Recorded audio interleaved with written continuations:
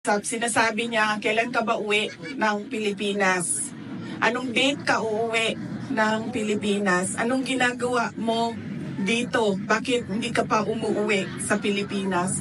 Sinasabi ko sa kanya, inaayos ko lang yung sistema dito at pagkatapos inaantay ko yung mga kapatid ko na pumunta dito. At sinabi niya, ito din, may patama din or diretso din, bullseye din sa edukasyon. Sabi niya, sabihan mo si Paulo na okay lang ako. At huwag siyang pumunta dito hanggang hindi matapos ang eleksyon at maging congressman siya ng 1st District ng Davao City.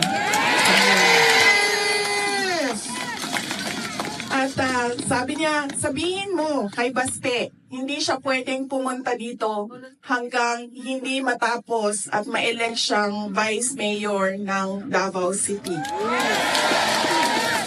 Ito ang pinakamatindi dahil pinagtatawanan namin siya sa group chat namin. Kaming magkakapatid 4, meron kaming group chat. Dahil ang sinabi niya kay Veronica, sabi niya, sabihin mo kay Kitty, hindi siya pwedeng bumisita dito hanggang hindi siya abogado.